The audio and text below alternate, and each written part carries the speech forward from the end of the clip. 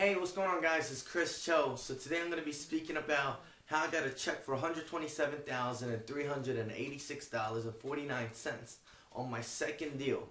And the reason why I'm sharing this story is because I promised you that once you hop into my list that I'll share my story how I made six figure on my second deal.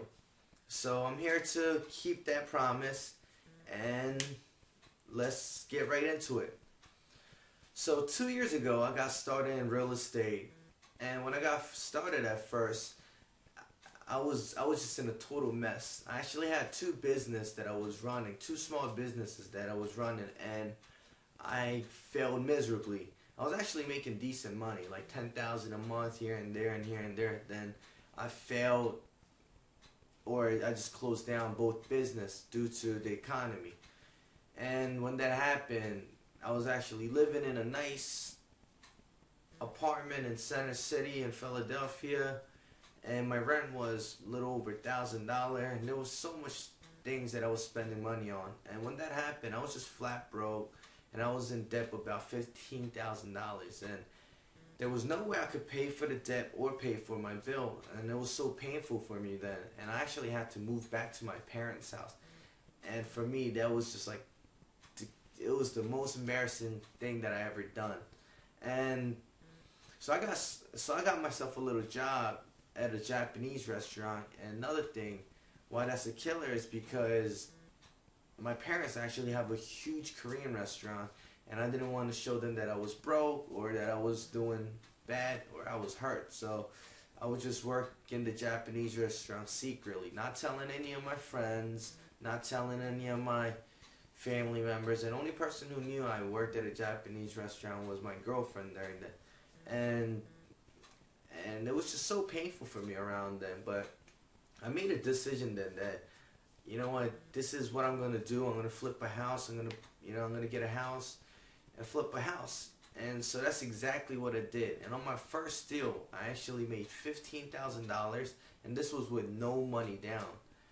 And I split it with my partner, so I walked away with 7,500, and he walked away with 7,500, and so that was my first deal. So now I'm going to be talking about the deal that we came here to talk about. So the second deal was the killer deal. I actually found this property. This was an abandoned property. I actually saw it just one day. I was just driving around, and I saw the abandoned property, and I was thinking, hey, I noticed that no one's working in this house, and I know someone has to be the owner. So I actually looked up the owner's name and their mailing address, and their mailing address happened to be somewhere around my house. So every time I would pass by that house, I would stop and knock on their door, and when they're not there, I would leave them a business card. And the second time I knocked on the door, I left them a business card, and third time I left them a business card, and I left a postcard also, and I actually uh, wrote like a little message on it on the back, like, hey, please call me, and so on. And on the seventh time, I finally reached them, and I came to find out that they were not the owner of the house, but they did tell me that they're the owner's sister. And then she told me that she'll talk to the owner and make sure she gives me a call. I don't think they wanted to give her number, or I don't think she had a number then, so I think she wanted to talk to them first, and she wanted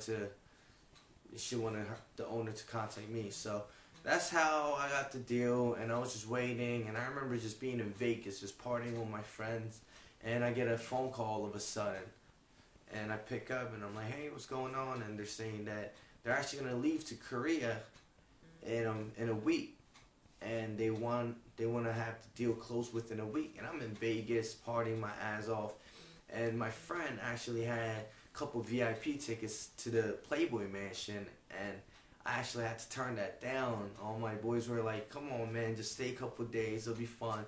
You could do the deal a little later, or can you just push it? But, I was like, no, I gotta fly back to Philly. So that's exactly what I did. I flew back to Philadelphia, met with the seller, put it under a contract, and within a couple days, we went on a closing.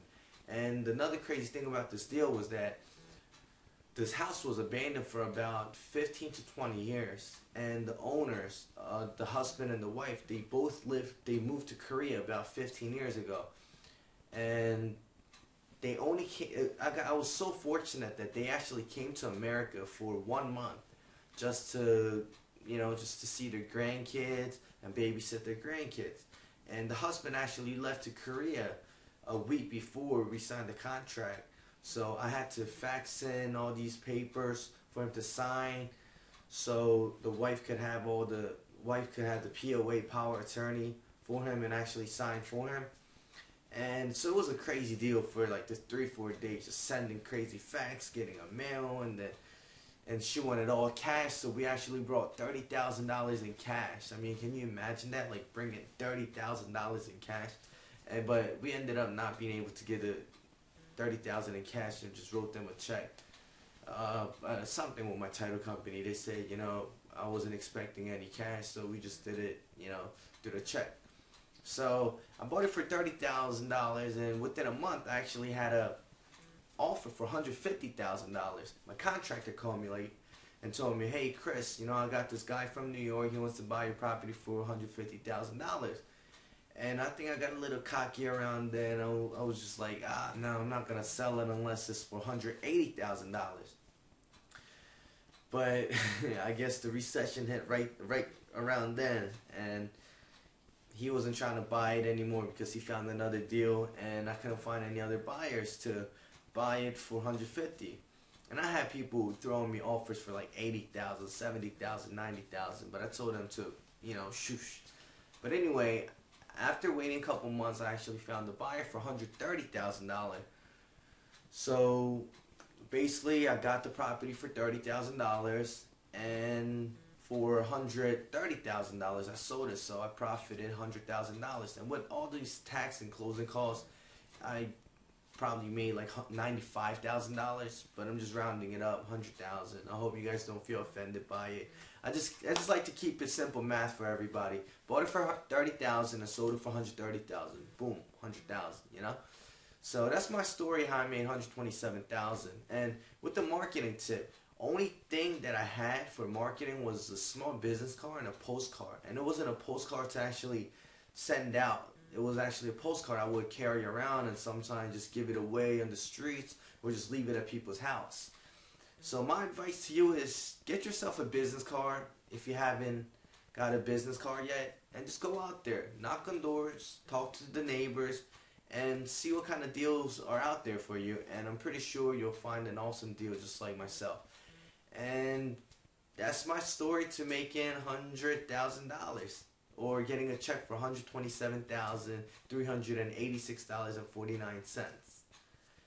And that's it for now, and make sure you check my email because I'm going to be sending a lot of contents, a lot of videos, and also make sure you check my blog. And that's it for today, and hope to talk to you guys later. Take care.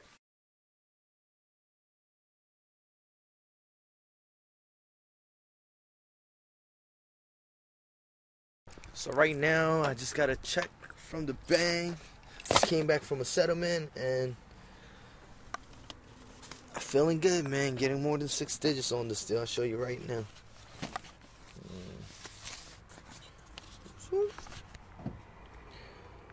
There goes 100. Can't really read it from the video. $127,386 with 49 cents. Yes, baby, that's what we do right here.